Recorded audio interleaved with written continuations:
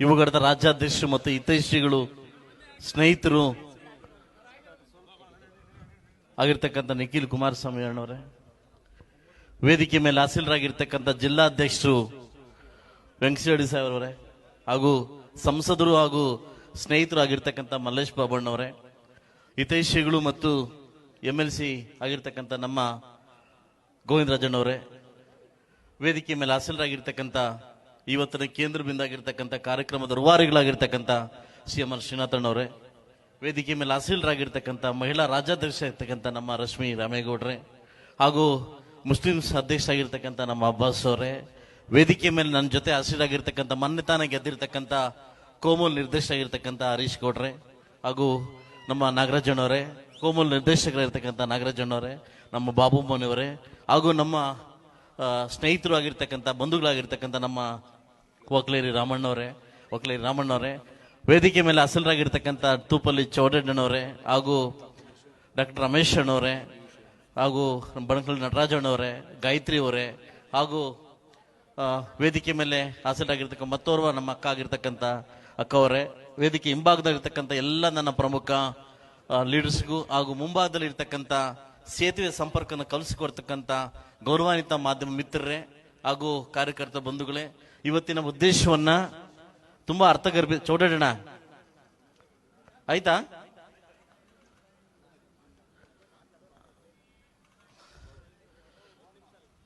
ವೇದಿಕೆ ಮೇಲೆ ಮುಂಭಾಗದಲ್ಲಿ ಹಾಸೀಲರಾಗಿರ್ತಕ್ಕಂಥ ಇವತ್ತಿನ ನಮ್ಮ ಕುಡಿ ನಮ್ಮ ಜಿಲ್ಲೆಯ ಮೊಮ್ಮಗ, ತಮಗೆಲ್ಲ ಗೊತ್ತಿರ್ಬೋದು, ನಮ್ಮ ಜಿಲ್ಲೆಯ ಸ್ವಂತ ನಮ್ಮ ಅಕ್ಕನ ಮಗ ಆಗಿರ್ತಕ್ಕಂಥ ನಿಖಿಲ್ ಕುಮಾರಸ್ವಾಮಿ ಅವರು. ಯಾಕೆಂತಂದ್ರೆ ನಮ್ಮ ಅನಿತಕ್ಕವರು ನಮ್ಮ ತವರಿನ ಹೆಣ್ಮಗಳು, ನಮ್ಮ ಮೊಮ್ಮಗ ನಮ್ಮೂರಿಗೆ ಬಂದಾಗ ಇವತ್ತು ಅದ್ರುಮಣೆಯಿಂದ ಬಂಗಾರಪೇಟೆಯಿಂದ ಇವತ್ತು ಸನ್ಮಾನನ ಮಾಡಿ ಅಲ್ಲಿ ಕಾರ್ಯಕ್ರಮ ಮುಗಿಸಿ ಕೋಲಾರಕ್ಕೆ ಬಂದು ಜನರೊಂದಿಗೆ ಜನತಾದಳ ಇವತ್ತು ತಾತನ ಹೋಗುವ ಹಾದಿಯಲ್ಲಿ ಈ ಪಕ್ಷವನ್ನು ನಾನು ಕಟ್ಟುತ್ತೇನೆ ಅಂತ ಎಗಲು ಕೊಟ್ಟು ಇವತ್ತು ಸುಮಾರು 26-27 ತಾಲೂಕಿನಲ್ಲಿ ಸುತ್ತಾಡಿ ಇವತ್ತು ನಮ್ಮ ತಾಲೂಕಿಗೆ ಕೋಲಾರ ಜಿಲ್ಲೆಗೆ ಆಗಮಿಸ್ತಕ್ಕಂಥ ನನ್ನ ಸ್ನೇಹಿತರು ಆಗಿರ್ತಕ್ಕಂಥ ಹೆಮ್ಮೆಯಿಂದ ಹೇಳ್ತೀನಿ. ಇವತ್ತು ನಿಮಗೆ ಕೆಲವು ಸತ್ಯಗಳನ್ನು ನಾನು ಬಿಚ್ಚಿಡ್ತೀನಿ. ಯಾಕೆಂದ್ರೆ ಅವರು ಯಾವುದೇ ಫಂಕ್ಷನ್ ಕರೆದ್ರೂ ಇಲ್ಲಿ ತನಕ ನಾನು ಅವ್ರಿಗೆ ಇಲ್ಲ ಅಂತ ಹೇಳಿಲ್ಲ. ಯಾಕೆಂದ್ರೆ ಈ ಸಮೃದ್ಧಿ ಮಂಜುನಾಥ್ ನಿಮ್ಮನ್ನ ವಿಧಾನಸೌಧದಲ್ಲಿ ತಗೊಂಡೋಗೋ ತನಕ ಖಂಡಿತವಾಗ್ಲೂ ನಿದ್ದೆ ಮಾಡಲ್ಲ ಅಂತ ನಿಮಗೆ ಭಾಷೆ ಕೊಟ್ಟಿದ್ದೀನಿ. ಇವತ್ತು ನನ್ನ ಕ್ಷೇತ್ರದ ಎಲೆಕ್ಷನ್ ಬಿಟ್ಟು ಕೂಡ ಚನ್ನಪಟ್ಟಣದಲ್ಲಿ ಸುಮಾರು 25 ದಿವಸಗಳ ಕಾಲ ನಿಮಗೋಸ್ಕರ ಹಗಲಿರುಳು ಕೂಡ ನಾವು ಶ್ರಮಿಸಿದ್ವಿ. ಭಗವಂತ ಎಲ್ಲೋ ಒಂದ್ ಕಡೆ ನಮ್ಗೆ ಕೈ ಕೊಟ್ಟಿದ್ದಾನೆ. ಮುಂದಿನ ದಿವಸ ಖಂಡಿತವಾಗ್ಲೂ ಅದು ಆಗಲ್ಲ. ನಮ್ದೇ ಆದ ಪ್ಲಾನ್ ಅಲ್ಲಿ ಇವತ್ತು ನಾವು ಹೊರಟಿದೀವಿ. ಖಂಡಿತವಾಗ್ಲೂ ನೀವೇನು ಜನರೊಂದಿಗೆ ಜನತಾದಳ ಕಾರ್ಯಕ್ರಮವನ್ನ ಇಡೀ ಕರ್ನಾಟಕ ರಾಜ್ಯದಲ್ಲಿ ಏನ್ ತಗೊಂಡು ಹೋಗ್ತಾ ಇದ್ದೀರಿ, ನಾನು ಇದೀನಿ ಅನ್ನೋ ಮಾತನ್ನ ಏನು ಎಗಲಿ ಕೊಡ್ತಾ ಇದ್ದೀರಿ, ಖಂಡಿತವಾಗ್ಲೂ ನಾವು ನಿಮ್ಮಿಂದ ಕೂಡ ನಾವು ಫಾಲೋ ಮಾಡ್ತಾ ಇದೀವಿ. ನಾನು ಕೂಡ ನಿನ್ನ ಅಭಿಮಾನಿ ಅಂತ ಹೇಳ್ತಾ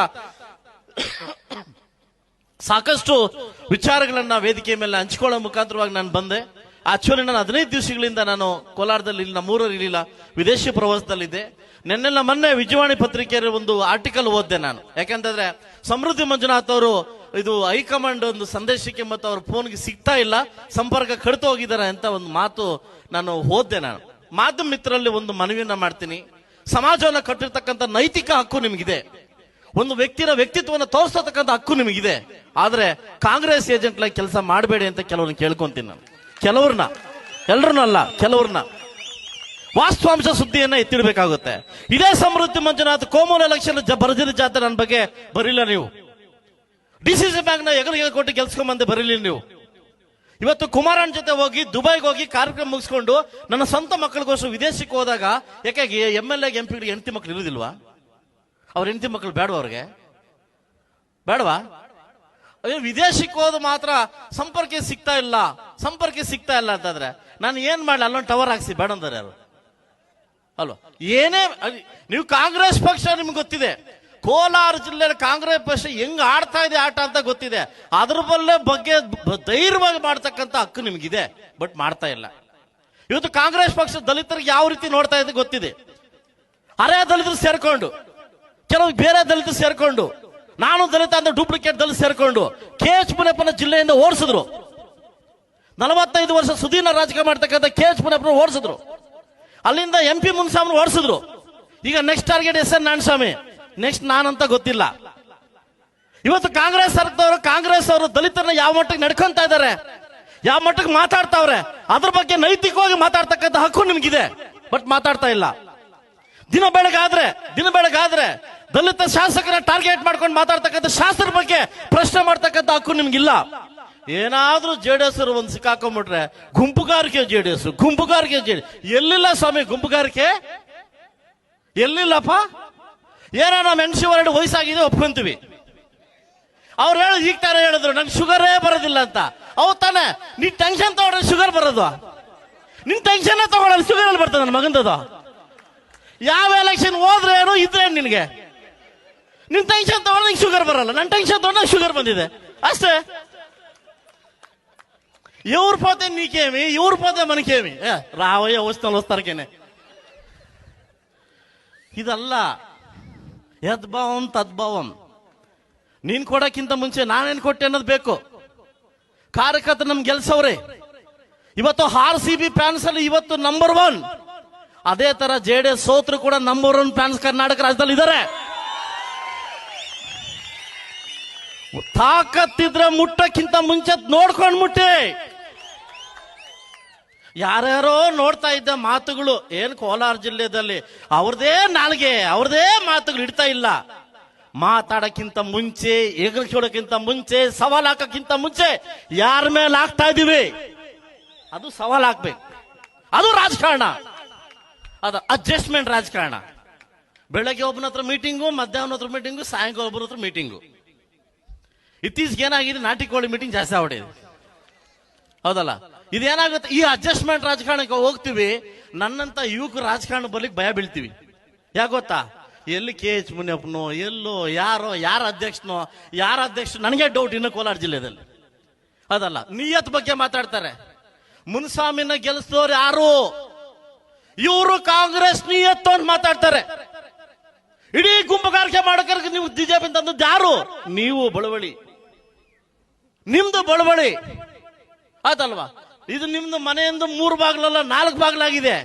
ನಿಮ್ಮನೆ ಬಾಗಿಲು ಮಾಡೋದು ಬಿಟ್ಟು, ಇನ್ನೊಬ್ಬರ ಬಗ್ಗೆ ಟೀಕೆ ಮಾಡೋದು ಬಿಟ್ಟು, ನಿಮ್ಮ ಅಭಿವೃದ್ಧಿ ಕೆಲಸನ ಏನ್ ಮಾಡಿದ್ರಿ ಅನ್ನೋ ಬಿಟ್ಟು, ಇವರ ನಮ್ಮ ಹೇಳ್ತಿದ್ರು, ನಮ್ಮ ಸಾಹೇಬರು ಹೇಳ್ತಾ ಇದ್ರು, ಈ ಸರ್ಕಾರ ಕಮಿಷನ್ ಸರ್ಕಾರ ಅಂತ. ಈ ಸರ್ಕಾರ ಕಮಿಷನ್ ಸರ್ಕಾರ ಅಲ್ಲ, ಪರ್ಚೇಸಿಂಗ್ ಸರ್ಕಾರ.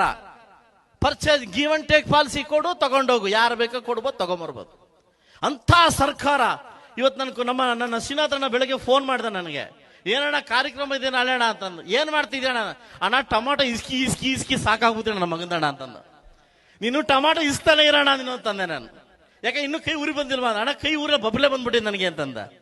ಇವತ್ತು ನಿಜವಾಗೂ ಸಂಘಟನೆಗೆ ಒತ್ತು ಕೊಟ್ಟು ಕೋಲಾರ ಜಿಲ್ಲೆಯಲ್ಲಿ ನಾವು 2 ಶಾಸಕರು, 1 MP, ಇನ್ನೊಂದು MLC, 4 ಜನ ಇದೀವಿ.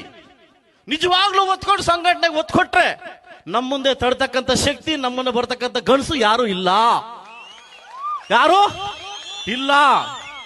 ಇತ್ತೀಚೆಗೆ ಮಲ್ಲೇಶ್ ಬಾಬು ಅವ್ರ ಬಗ್ಗೆ ಒಂದು ಕಾಮೆಂಟ್ ಬಂದಿದೆ. ಏನಪ್ಪ MP ಬಂಗಾರಪೇಟೆಗೆ ಮಾತ್ರ ಸೀಮಿತ IP ನೋಡು ಅಂತ. ಹೌದಾ ಸರ್? ಇತ್ತೀಚೆಗೆ ಕಾಮೆಂಟ್ಗಳು ಏನಪ್ಪ ಬಂಗಾರಪೇಟೆಗೆ ಮಾತ್ರ ಸೀಮಿತ ಅಂತ. ಆ ತರ ಇದ್ರೆ MP ಸರ್ ದಯವಿಟ್ಟು ಅವು ಪೊರೆ ತೆಗುತ್ತಲ್ಲ, ಪೊರೆ ತೆಗೆದು ಆಚೆಗೆ ಬನ್ನಿ. ನಿಮ್ಗೂ ವಯಸ್ಸಿದೆ, ನಮಗನ್ ತೋರಿಸ್ಬಿಡುವ ಒಂದು ಆಟ, ಸೀರಿಯಸ್ ತೋರಿಸ್ಬಿಡುವ. ಅದಲ್ವಾ? ನೀವು ಈ ತರ ಇದ್ರೆ ಖಂಡಿತವಾಗ್ಲೂ ಆಗಲ್ಲ ಸರ್, ತಪ್ಪು ತಿಳ್ಕೊಂಬೇಡಿ. ನಿಮ್ಮನ್ನ ತುಂಬಾ ದೊಡ್ಡ ಮಟ್ಟಕ್ಕೆ ಗೆಲ್ಸಿದೀವಿ. ಇವತ್ತು ನನಗೆ ಹೇಳ್ತಾ ಇದ್ರು, ಒಂದು ಪತ್ರಿಕೆಯಲ್ಲಿ ಬರ್ತಿದ್ರು, ಇನ್ನು ನಿಖಿಲ್ ಕುಮಾರಸ್ವಾಮಿ ಅವರಿಗೆ ಆಹ್ವಾನ ಇಲ್ಲ ಮುಳುಬಾಗಿಲಿಗೆ ಅಂತ. ಒಂದು ಮಾತನ್ನ ಕೇಳ್ಕೊಳ್ಳಿ, ನಾನು ಗೆದ್ದ ಕೂಡಲೇ ಕುಮಾರಣ್ಣಗೆ ಫೋನ್ ಮಾಡಿ, ಅಣ್ಣ MP ಎಲೆಕ್ಷನ್ ಒಂದು ಮಾತು ಕೊಟ್ಟಿದ್ದೆ, 40 ರಿಂದ 50 ಸಾವಿರ ಜನಕ್ಕೆ ಊಟ ಹಾಕ್ಬೇಕು ಒಂದು ಮಾತು ಕೊಟ್ಟಿದ್ದೆ ಕಾರ್ಯಕರ್ತರಿಗೆ, ಪೆಂಡಿಂಗ್ ಇದ್ದೋಗಿದೆ ಅಣ್ಣ.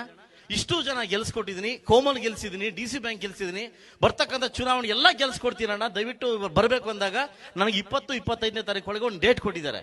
ಆ ಡೇಟ್ ನಾನು ನಿಖಿಲ್ ಅಣ್ಣಗೆ ಹೇಳಿದೆ, ಅಣ್ಣ ಅಪ್ಪ ಬರ್ತಾ ಇದ್ದಾರೆ, ಆ ಜೊತೆಗೆ ದೊಡ್ಡ ಕಾರ್ಯಕ್ರಮ ಒಂದು 30 ರಿಂದ 40 ಸಾವಿರ ಜನ ಸೇರಿಸಿ ಒಂದು ಕಾರ್ಯಕ್ರಮ ಮಾಡ್ತೀರಣ್ಣ, ಜಿಲ್ಲಾ ಪಂಚಾಯತ್ ತಾಲೂಕ್ ಪಂಚಾಯತ್ ನಾಂದೇ ಆಗ್ಬೇಕಣ್ಣ, ನನ್ನ ಗೆದ್ದಿರ್ತಕ್ಕಂಥ ಎಲ್ರಿಗೂ ಸನ್ಮಾನ ಮಾಡ್ಬೇಕು ಅಂತ ಹೇಳಿದಾಗ, ಅಣ್ಣ ದಯವಿಟ್ಟು ನಿನ್ ಡೇಟ್ ಲೇಟ್ ಮಾಡುವಂತದ್ದು.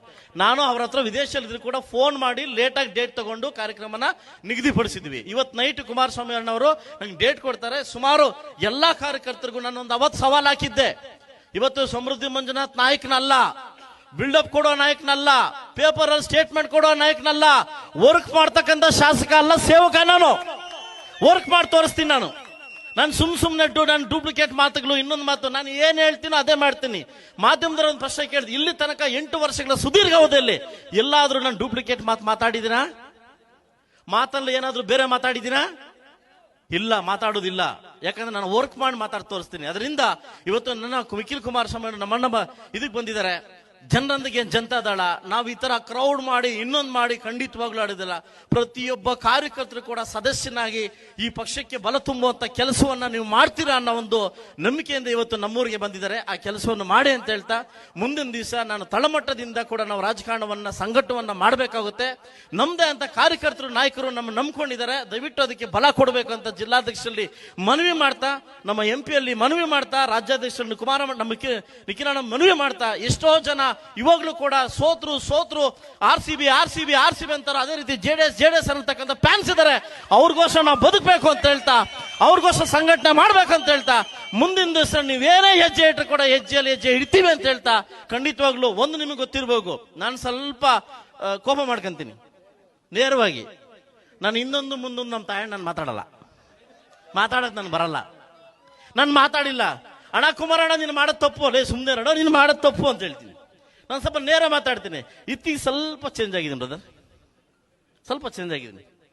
ಯಾಕೋ ಇದಕ್ಕೆ ಕಾಲ ಬರ್ತಾ ಇಲ್ಲ, ಇದಕ್ಕೆ ಅನುಭವ ಅಲ್ಲ, ಕಾಲ ಬರ್ತಾ ಇಲ್ಲ. ಇದೇ ತರ ಆಡಿ ಕರ್ನಾಟಕ ಹೋದ ಇದ್ಯಾಕೋ ಜಾಸ್ತಿ ನಿಯತ್ತು ಕಾಲ ಸ್ವಲ್ಪ ಬದಲಾವಣೆ ತೋರಿಸ್ತೀನಿ. ಖಂಡಿತವಾಗ್ಲೂ ನಿಮ್ಮ ಜೊತೆ ಇರ್ತೀವಿ. ಇನ್ನೊಂದು ಮಾತಾಡೋದು ಮುಂದೊಂದು ಮಾತಾಡೋದು ನಮ್ಮ ಜಾಯಮಾನದಲ್ಲಿ ಇಲ್ಲ. ಏಕಿ ಅಲ್ಲೇ ಎಲ್ಲ ಆಡ್ರಿ ಅಲ್ಲೇ ಬಹುಮಾನ ಸಿಗ್ಬೋದು, ಹೋಗ್ಬೋದು. ಸೊ ಖಂಡಿತವಾಗ್ಲೂ ಮುಂದಿನ ದಿವಸ ನನ್ನ ಅಪ್ಪಾಜಿಗೆ ಮಾತು ಕೊಟ್ಟಿದ್ದೆ. MP ಎಲೆಕ್ಷನ್ ಅಲ್ಲಿ ಇಲ್ಲಿ ಕೂತಿರ್ತಕ್ಕಂಥ ಎಲ್ರಿಗೂ ಸೇರಿ 40,000 ಲೀಡ್ ಕೊಟ್ಟು MP ಗೆಲ್ಸ್ಕೊಂಬಂತ ಹೇಳಿದ್ದೆ. MP ಗೆಲ್ಸ್ಕೊಂಬಂದ್ ಕೊಟ್ಟಿವಿ. ನಾವು 40,000 ಲೀಡ್ ಕೊಟ್ವಿ. ಮೊನ್ನೆ ಕೂಡ ಎಲೆಕ್ಷನ್ ಹೇಳಿದ್ವಿ, ಎಷ್ಟು ಗೆಲ್ಸ್ಕೊಂಬಂದಿದ್ವಿ. ಮುಂದೆ ಕೂಡ ಹೇಳ್ತಾ ಇದೀವಿ, ಖಂಡಿತವಾಗ್ಲೂ ಕೂಡ ನಿಮ್ ಜೊತೆ ಸಂಘಟನೆಗೆ ಒತ್ತು ಕೊಟ್ಟು, ನನಗೂ ವಹಿಸಿದೆ ನಿಮಗೂ ವಹಿಸಿದೆ, ಸಂಘಟನೆ ಒತ್ತು ಕೊಟ್ಟು ಇಡೀ ರಾಜ್ಯವನ್ನ ಸುತ್ತುವನ್ನ ಕೆಲಸವನ್ನ ಮಾಡೋಣ, ಪಕ್ಷವನ್ನ ಅಧಿಕಾರಕ್ಕೆ ತರೋಣ. ಈ ಮುಂದಿನ ದಿವಸ ನಮ್ಮನ್ನು ಚುಡಾಯಿಸತಕ್ಕಂಥವ್ರಿಗೆ ಇದರಲ್ಲಿ ಉತ್ತರ ಕೊಡೋಣ ಅಂತ ಹೇಳ್ತಾ ಅವಕಾಶ ಕೊಟ್ಟಿರ್ತಕ್ಕಂಥ ತಮ್ಮೆಲ್ಲರಿಗೂ ಒಂದು ಸಹ ನನ್ನ ಮಾತು ಮುಗಿಸ್ತಾ ಇದ್ದೀನಿ. ನಮಸ್ಕಾರ.